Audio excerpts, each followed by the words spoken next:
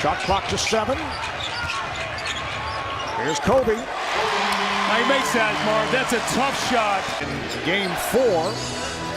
He had that sensational game 3. There's the bank shot for Tim Duncan. When you take a look at NBA media, everyone loves to talk about the GOAT debate with Michael Jordan and LeBron James, Larry Bird versus Magic Johnson, and even Wilt Chamberlain versus Bill Russell. But the true debate that no one likes to talk about is Kobe Bryant versus Tim Duncan. And while you could argue that in the Lakers' best days, near the turn of the century, it was really Shaq versus Duncan, the careers of Kobe and Tim Duncan are eerily similar. Both players got drafted in the late 90s and dominated the league throughout the early 2000s and all the way until the mid-2010s. Both players retired in 2016. Both players have 5 NBA championships. Both players have 15 All-NBA selections. Both players completely controlled the Western Conference during their reign. Did you know from the span of 1999 all the way until 2010, the Spurs or Lakers made the finals every year but 2006? It's really a shame that the two legends of Kobe Bryant and Tim Duncan don't get compared enough as much as LeBron and Mike, Wilt and Bill, and Larry and Magic, considering that Tim and Kobe are both consensus top 10 players of all time. So we're going to compare the two today and determine who's the greater player between Kobe Bryant and Tim Duncan. You know, two of the youngest superstars keying up, eyeing each other.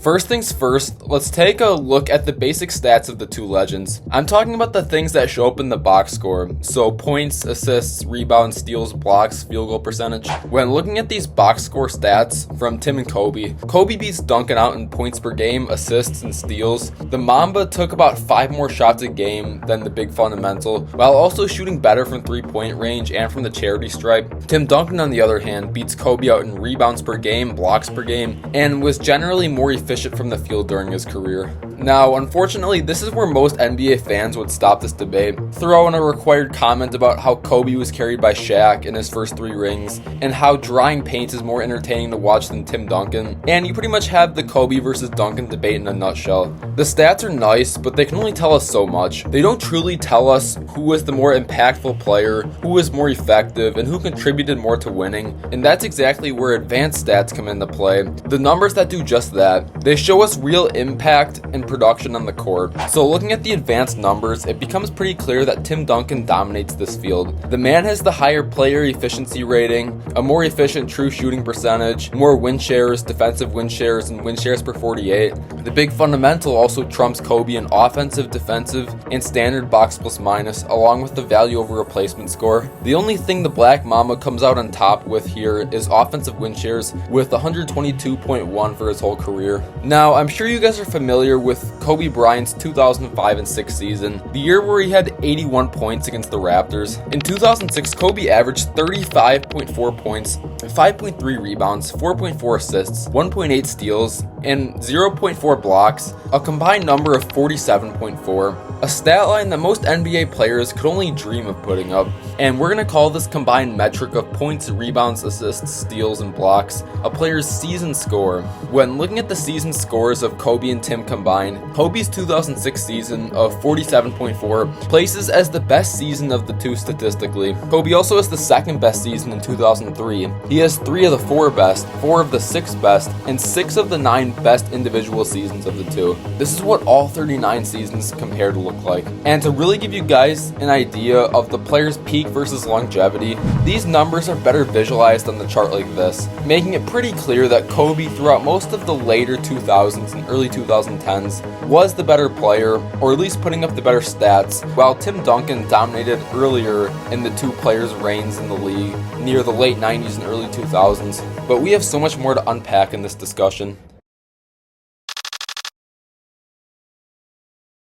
The next thing we're going to do is look at the awards and accolades of both players. The stats are pretty good, but it's really the numbers that complement the accolades, not the other way around. We're going to take a look at the main awards that really stick out when looking at a player's basketball resume, that being championships, finals MVPs, defensive player of the years, All-NBA, and All-Star appearances. First, looking at Kobe Bryant's career of achievements, he won 5 championships, his three-peat from 2000 to 2002, and then his back-to-back with Pau Gasol, 2009 and 2010. He also won the Finals MVP both years with the Gasol championship teams. Kobe won the regular season MVP in 2008. He was on the All-NBA team and mostly the first team from 1999 all the way until 2013 without missing a year in between. He's also on the all-defensive teams from 2000 to 2012, only missing it in 2005. And finally, Bryant was an all-star every single year of his career except his rookie year in 1999. Next, looking at the big fundamental, Duncan also won 5 championships, but they were more spread out.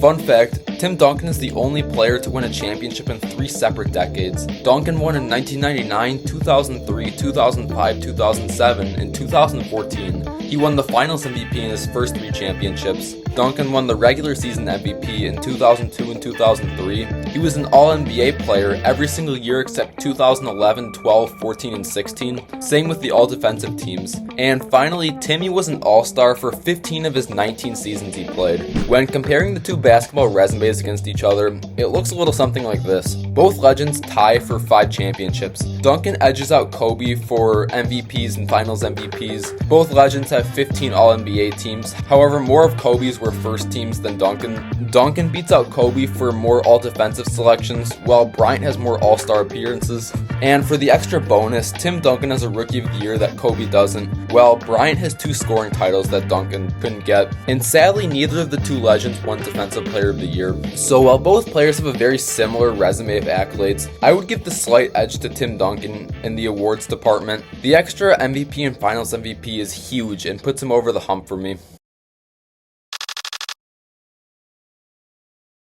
Now, it's of course a necessary task to compare the stats and awards of both legends, but throwing out all the championships, Finals MVPs, scoring averages, who actually won when they played against each other? At the end of the day, basketball is a team sport, so let's take a look at it. When looking at the 52 games Tim Duncan and Kobe Bryant matched up from during the regular season, Tim Duncan and the Spurs have the better record of 31-21 against Kobe Bryant's Lakers. It was first the Lakers who dominated these head-to-head matchups in the late 90s and early 2000s when Kobe and Shaq were on the top of the basketball world. However, the Spurs got their revenge on the Lakers, especially during the mid-2000s and the mid-2010s, where the Lakers weren't the greatest team. When looking at the stats of Duncan and Bryant in these regular season matchups against each other, Kobe leads in points, assists, and steals, while Duncan takes rebounds, blocks, and field goal percentage. A pretty common theme we're seeing with these stats so far. But it's fair to mention that both Kobe and Duncan's numbers go slightly down from their typical regular season numbers. But looking at the playoffs and their head-to-head matchups,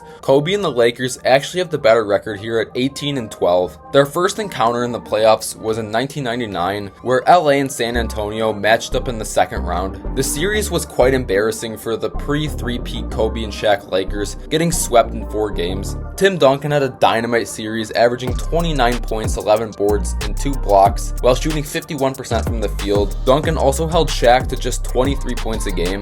Their second postseason matchup was in 2001, and the Lakers got their revenge, sweeping the Spurs in the second round 4-0. Kobe and Shaq in this series combined for 60 points, 20 boards, 9.5 assists, and around 2 blocks and 2 steals a game. Encounter number 3 was in 2002, in the second round once again. While every game of the series was within 10 points, the Lakers once again came out on top, winning 4-1. Kobe averaged 26, 5, and 5 in this series, while shooting a pretty decent 45.5% from the field. Their fourth matchup was in 2003, and you guessed it, in the second round. The Spurs this time tied up their postseason record against the Kobe Lakers 2-2, winning this series in 6 games. Tim Duncan went for a ridiculous 28 points, 12 boards, and 5 assists on 53% shooting this series. Matchup number 5 was in 2004, and for the 5th time in a row in the second round. But this time it was the Lakers who won in 6, and Kobe who made his series record against Duncan 3-2. Bryant also averaged a healthy 26, 6, and 6 on 46% shooting. After 2004, while the Spurs were busy winning 2 championships,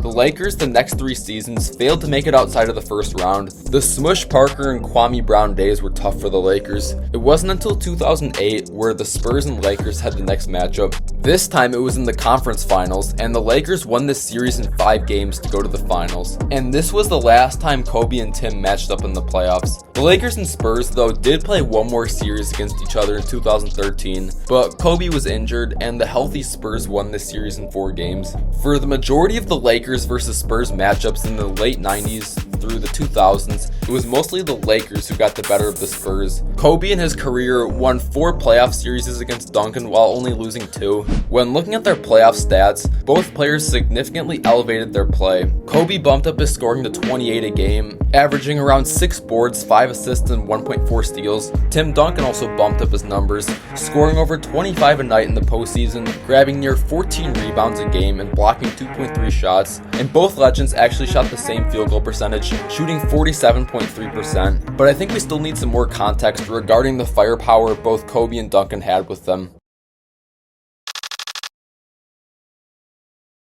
Like we mentioned earlier, basketball is a team sport. Kobe and Duncan were obviously the front runners for their squads most of the years they played, but there's only so much an individual can do for a team. When looking at the all-star teammates both Kobe and Duncan had, Kobe had a total of 16 all-star selection teammates with him his whole career, averaging out to 0.8 all-stars a year. Tim Duncan had a total of 13 all-star teammates in his entire career, averaging out to 0.68 all-stars a year. But simply looking at the all-star doesn't tell the whole story. Right now, we're going to go beyond just the all-star selections and truly find out who had more and higher quality help throughout their career. First, starting off, let's get a feel for the records of the Lakers and Spurs throughout the Duncan and Kobe days.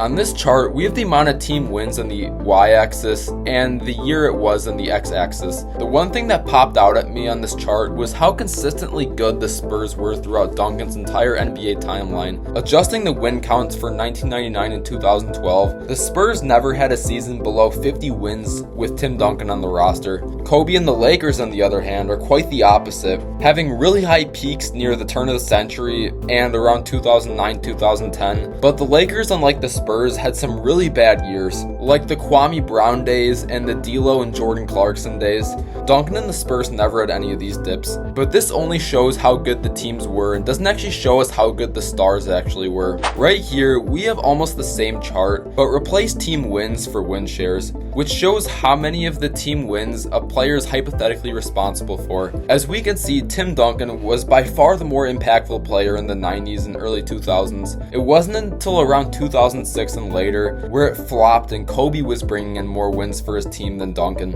And it stayed this way until around 2014 to 2016, where Kobe dealt with injuries and his production fell off a cliff. Another way to look at this is to see how much the two legends contributed regarding their team's win count. Of course, contributing to 10 wins for a whole season is pretty good, but what does that really mean if your team finished with 65 wins? So if we divide the individual win shares by the team wins to find a percentage of the team wins each legend contributed to, it would look a little something like this. This graph makes it clear that in the early days of both legends, Timmy D was contributing more to the Spurs than Kobe was to the Lakers, contributing as much as 31% in 2002. Duncan never had a sidekick like how Kobe had Shaq. It wasn't until the mid-2000s where the Lakers were deprived of talent and Kobe had to completely shoulder this team, contributing as much as 34% of the Lakers' wins in 2006. Another way to look at this is to find out the records of the Spurs and Lakers if hypothetically Duncan and Bryant weren't on the team. This is done by subtracting individual win shares by team wins. For the most part, the Lakers would have still been a really good team without Kobe in the early days, but Kobe was vital towards the Lakers' success for pretty much the rest of his career.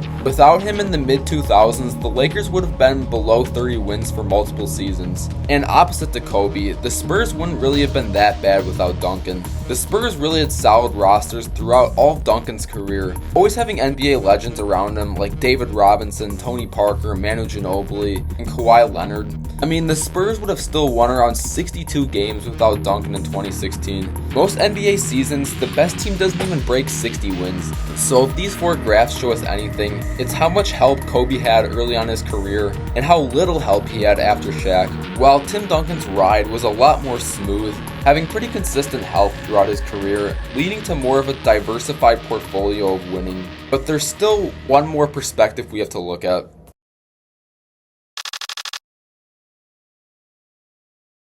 Now, I think the real thing that makes me want to pick Tim Duncan over Kobe Bryant is the impact that Tim Duncan brought to the Spurs when he was there. Despite all of the stats we've looked at, I don't think the box scores do Tim Duncan the justice he deserves. For many newer or casual fans of the game, they may look at Duncan's 19 and 10 a game and say there's no way a player can make that big of an impact while only averaging this stat line for his career. I mean, there are big men who have that stat line in today's game and don't even make the All-Star game, let alone 15 for his career. But Duncan's impact on winning goes beyond just the box score. While Duncan doesn't have a Defensive Player of the Year, his defensive impact he brought to the Spurs was literally day and night. In the previous year before Duncan got drafted in 1997, the Spurs weren't the greatest team. Of course, it's fair to mention that they had an injury to their best player, David Robinson, but in the 1996 and 97 season, the San Antonio Spurs had the 26th best defense in the league. In 1998, Tim Duncan's rookie year, the Spurs jumped from the 4th worst defense in the league all the way to the 2nd best. Their defensive rating improved by 12.9 points, and the Spurs rode this wave throughout all of Duncan's career.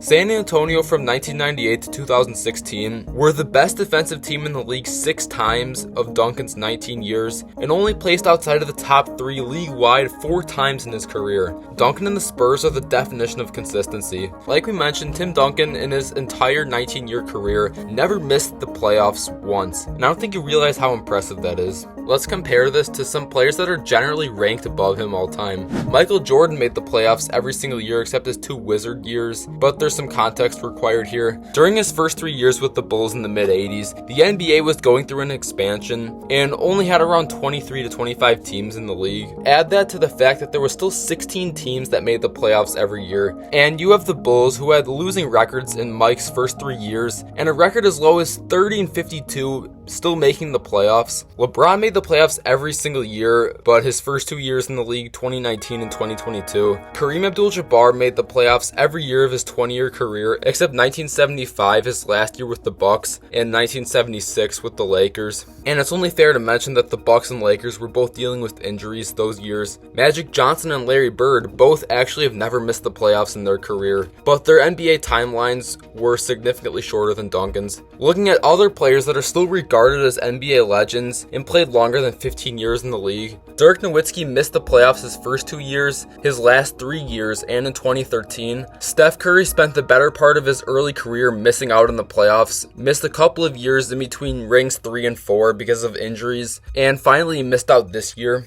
And finally, back to the topic of this video, Kobe Bryant missed in 2005, right in the middle of his prime, and missed right a few years towards the end of his career. And the funny thing is, not only did Duncan never miss the playoffs, but he never finished below 50 wins in his career. And to really no one's surprise, no one else has ever done this before. Karl Malone and the Jazz had 11 50-win seasons of his 19 seasons in Utah. Magic Johnson and the Lakers won 50 or more games during 9 of his 13 years. Larry Bird and the Celtics had 10 50-win seasons 13 years of his career. Bill Russell and the Celtics did it 10 times out of 13. LeBron with the Cavs, Heat, and Lakers did it 13 times of his 21 years in the league. Michael Jordan only had 50-win seasons where he was fully healthy 7 times. And finally, the other man of this video, Kobe had 12 of his 20 seasons where he had 50 or more wins. No one really comes close to Duncan, but many would like to argue that Tim Duncan had consistent high-level teammates with him throughout his whole career, and you would actually be right.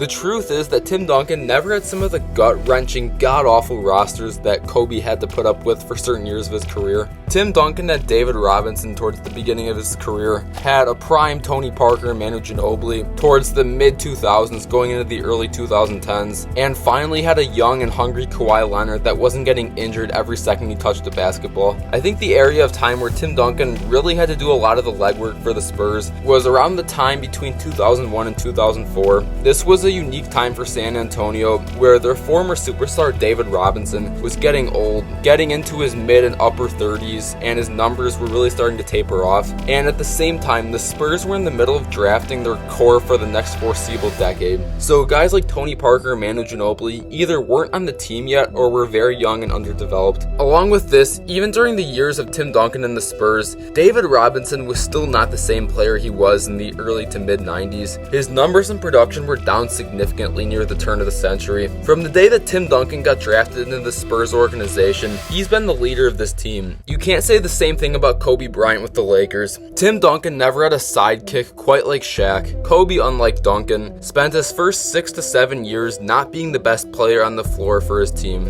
As much as I don't like to put all the weight onto one award, Kobe only having 2 finals MVPs of his 5 rings really does mean a lot here. Just imagine Kobe never had a sidekick like Shaq. Going back to that awards graph we looked at earlier in the video, just imagine Kobe never got those rings. Imagine a Kobe where he only has 2 rings, 2 finals MVPs, and 1 MVP. He would have a resume that looks more closer to Kawhi Leonard, Dwayne Wade, or Hakeem Olajuwon. To really give you guys some context about how much or little Kobe and Tim were contributing to their teams, let's look at their stats in the NBA Finals. Both legends have a combined 13 Finals appearances, 7 for the Mamba and 6 for the Big Fundamental. In 1999, a second-year Tim Duncan led the Spurs past the Knicks in the Finals with a stat line of 27 points, 14 boards, and 2 blocks. By the way, game score, the stat right here, gives us a rough measurement for a player's productivity game in and game out. Next, in the year 2000, Kobe averaged only 15 points, while Shaq was literally putting up 2K numbers, 38, 16, and nearly 3 blocks a game. In 2001, Kobe had a sizable step up, averaging 24 and 8 on 41% from the field.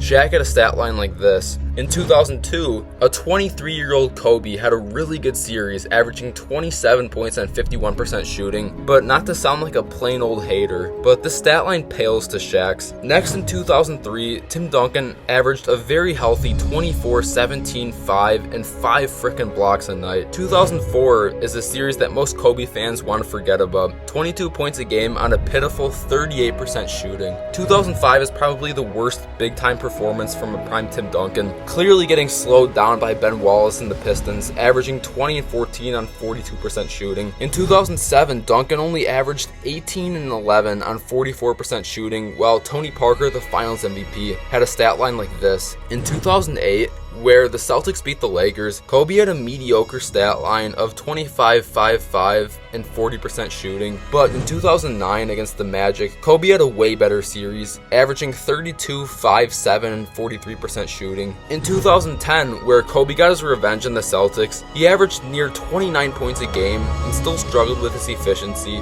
The next Finals appearance wasn't until 2013, where Timmy and the Spurs played against the Heat, where a 36-year-old Tim Duncan was still battling, averaging 19 points and 12 boards. And finally in 2014, where the Spurs overcame the Heat, Duncan averaged 15 and 10, while Kawhi, the Finals MVP, averaged 18 and 1.6 steals. I think these Finals appearances really show how it wasn't until Kobe was on a team without Shaq where he could really dominate games by himself, while Duncan had to do this ever since he joined the league.